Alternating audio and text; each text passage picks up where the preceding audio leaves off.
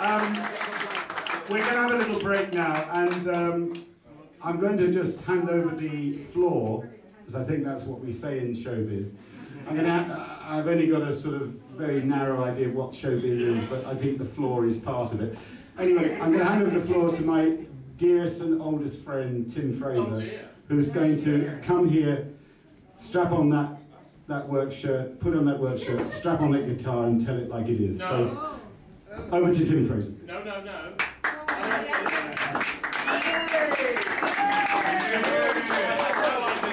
We didn't know. I had no idea.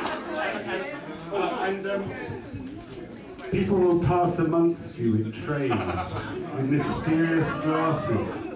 Do not be afraid. Take one. It may do you good, but don't sip it yet. I had no idea I'd be working with a much smaller man. He's a right bugger, you know, because he just sprung this on me, and I only achieved a few short words about our dear friend Phil, who I've known, I think, almost since dinosaurs ruled the earth. So I think the early 70s for us. I think only the DNA is older than that. You know. So anyway, interestingly, our dear friend Phil Vallender, born in the year of the Helsinki Olympics, and not that I wish to argue with Steve about the #1 song, but in fact, of the month he was born, the #1 song was by Vera Lynn. So it shows you what we're dealing with in terms of time. You know? But anyway, this being the Olympic year here in London, centre of the universe, that we have to say that Phil has, Phil has always really been an Olympian. He's always carried a torch and been a member of the squad, which is the bloody awkward squad. He's been awkward since the day I met him. Anyway, Phil and I met in the era when breaking out the flares was actually a fashion statement and not actually a cry for help. Although we too in flares actually was a cry for help. In the same pair. Yeah. but there, you know, the thing about Phil is, or rather my friendship with Phil, and it could be perhaps with everyone because we all know a different type of Phil. Everybody has their. We've all seen him. We've seen the nice Phil. Now I've had mine. We've seen the evil.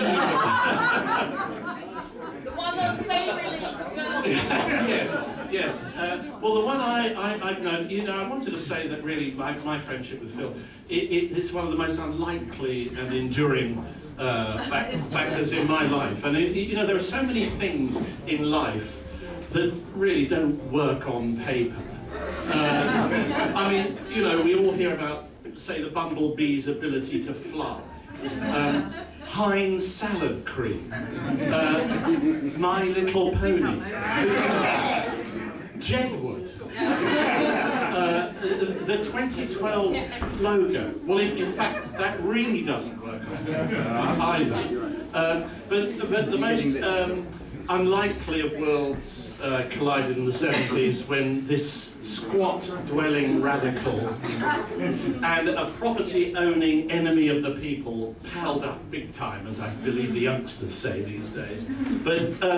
But far from avoiding our different outlooks on life, we've thoroughly enjoyed decades of hot debate at full Brian Blessed volume, and we've managed to thoroughly annoy everybody around us. Empty restaurants. You know, a get-together just wouldn't be the same without a frenzied clash of arcane political events, British post-war history. But you know, for all the sort of Sturm and Drang of our lightweight boxing matches, we really are just reveling in the fact that there are still some people in this world who have views and beliefs and not just positions. You know, but apart from all of that, the abiding characteristic of our friendship is laughter. It's not at all unusual for us to be weepingly squeaking at the cleverness of our own childish jokes. You know, it's wordplay. It's within minutes of catching up, you know. And you know, we have to say at the end of the day, Phil is a thoroughly decent chap who loves the English language, especially Shelley. And I remember when he was doing a dissertation, and he wouldn't allow me to title it "Life's a Beach." Anyway, you know, it's the English language, music, puns, cricket, the BBC wireless programmes, dry wit, a damn good drink in a pub, proper grammar, good grooming, and well-shined shoes. Thank you, Bernard. I'm describing a quintessential Englishman. Mind you, I could also be describing Kim Philby. But for all our decades-long sparring over politics, I think it would be fair to say that we've never actually argued. We may have torn into each other with spleen and spittle-flecked invective, but never fallen out. We may have emptied the pub and driven family and friends to bed, but we are in our element. Phil, I have to say, everyone is so delighted to be here and to be your good friend. Mind you, it's early yet. Here on this birthday, which celebrates the sight of your freedom pass dancing tantalisingly out of reach into the future,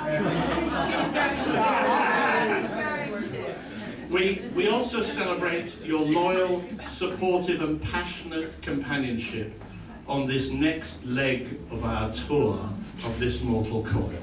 Happy birthday, Phil.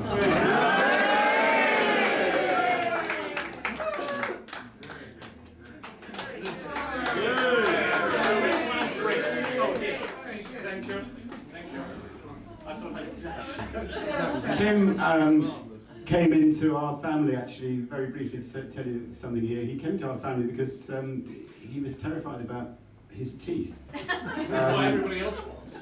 It was like a rotten borough on the body politic, and or in the body politic. And he turns up at my mum and dad's house in Watford, in this sort of centre of Watford, and turns up with a Ford LTD, about 8-cylinder, 8,000cc car. On a clear day from the back seat, you could see the driver. It was amazing. We used to drive around with these great tapes of the latest thing blaring out, you know, and say, God, isn't it great to make people very angry? Yeah, isn't it? And then, you know, now I know on Amherst Road how irritating we were doing that. Yeah, but that was the Allman Brothers. Tim comes into my house, Mum greets him and says, "No, Mr. Fraser, you're a friend of Tim, park the duck in front of the house, this huge car, park in the car." And she said, "Now, you're going to behave yourself, aren't you? You're going to give Bernard, my father, you're going to give Bernard in trouble, are you now? No trouble." And he says, "I'm not sure. I think you need a gin and tonic." Now, I love that because that tells you something about health and safety. Well, I think that's the same thing. My mother saw her role as making sure that patients never got through the door. She then made sure, if they did get through the door, they took their shoes off, because she wouldn't have them tracking mud over her nice clean carpet. And lastly, she made sure that if they were nervous, they should have a relaxing double gin and tonic. Now, I don't know many dentists that offered that in the 1960s, but they certainly don't in the 2000s. And Tim became a family friend, and I think you'll agree.